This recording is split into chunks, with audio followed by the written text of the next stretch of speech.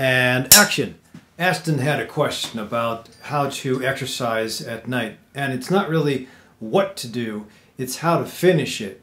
So if you have a normal first or second shift job and you have no other choice but to exercise at night, that's okay. You got to get some kind of exercise out somehow. The only problem I have is even if you get to bed and you go to sleep and you're tired and you wake up on time, the problem would be when you turn on the enkephalins and the endorphins at night with an exercise routine, because all of us either do cardio or resistance training. You're going to have that set of hormones float in the bloodstream for about 4 hours. And if you exercise at 7 and you're trying to get to sleep at 10 or 11 to rebuild the muscle that you broke down, remember, it's very important. Even if you're not tired, you have to rebuild muscle. Well, the brain won't be able to calm down because it just got a hit of hormone.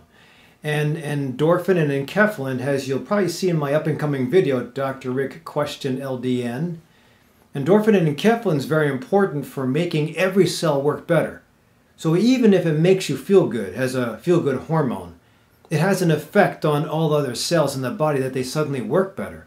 So when the other cells work better, or you just have a sense of euphoria, sometimes it's not necessarily time to go to sleep with those cells.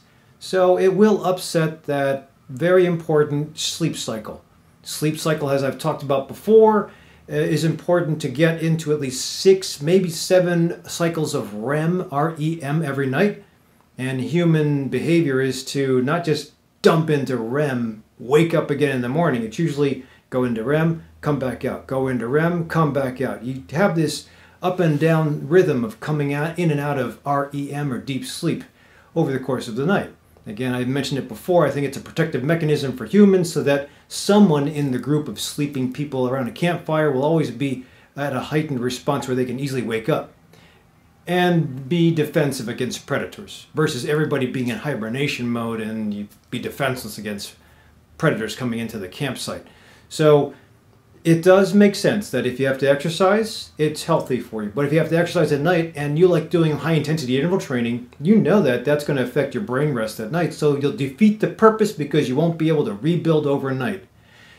Even if you close your eyes, if the brain is still firing off, it does not get its REM cycles. It'll make you a little fatigued in the morning. You'll know because even though you get shut-eye and wake up, you'll be dead tired when you get up. You'll have to hit the snooze button 3 times.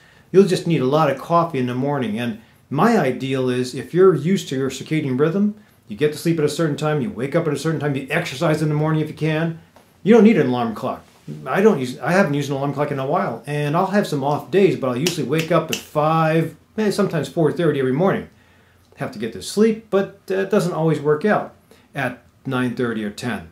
So if you have regimented schedules, even if you party on the weekend, you'll be able to get back into the circadian rhythm. So bottom line is if we interrupt that sleep cycle, that delicate sleep cycle that most Americans kind of push down for the price of exercise, it might not work out properly. So if you can't get out or get up and exercise, Aston, then my suggestion is you cool down. So what I would mean by cooling down, when you finish your exercise routine, whether it's high intensity interval training or treadmill or just easy resistance training, if you can do that for an average novice or an average beginner, we'll usually do that for about 60 minutes.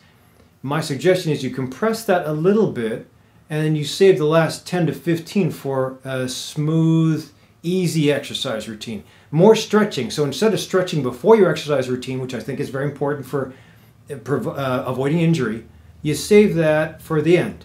So that the endorphin and enkephalin response that you just turned on for 50 minutes is finished off or capped off with 10 minutes of slow breath. So the 4-7-8 breathing that you're doing that you like from my video, you can apply that to different movements. Check out the DrRic tutorial shoulder rolls. I think it's shoulder rolls or 4-7-8 shoulder rolls. You'll see how I apply the breath exercise of 4-7-8 to stretch out the trapezius and the pectoralis muscles. So if you see how I link it to breath, you'll see how you can do that with essentially progressive stretching from head down to toe. The first would be neck. Sometimes you can do stretching exercises where you take a deep breath in, hold it, and slowly recoil and exhale.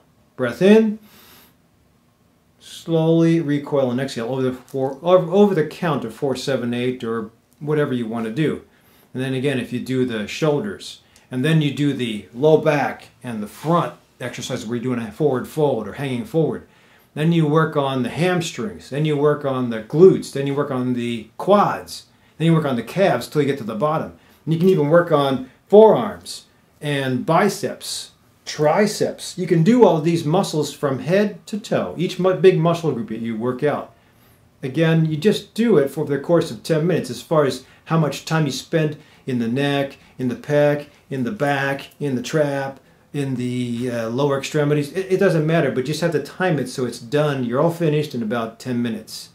Now it is blowing through all these areas really fast, but the idea is you just capped off your exercise routine with slow breath. So as I was saying, the endorphin and enkephalin rush you get from the exercise will be finished off with a serotonin high. That sometimes will negate, it won't turn off the pump that you get with your muscle or the cardiovascular routine you just went through to train this thing, but it kind of put icing on the cake as far as another hormone, serotonin, kind of sprinkled over the endorphins and enkephalins, and hopefully the serotonin will get you to the point where you're ready to get to sleep. You'll easily get to sleep, and the brain will go through stage 1, stage 2, stage 3, REM, stage 4, all that stuff. So if you just go straight from enkephalin and endorphin response to attempt stage 1, it won't be that great. Kind of like the same concept of people using melatonin before they sleep. You spray melatonin, or you take melatonin to fool the brain into thinking, it's time to sleep. Serotonin, melatonin's around, relax. 5-HTP to also build up serotonin, melatonin, relax, right? So this way you don't necessarily have to wake up super early. If you're not a morning person and exercise, you can still keep that nighttime, but cap it off, finish it off, see what happens, do it for about 21 days straight, and hopefully you'll see a nice response. If not, then you might have to change around a couple things. The other problem that sometimes happens when you exercise late at night, most of us have to drink water while we exercise because we get a little bit dehydrated with the high huffing and puffing. Where does that water go?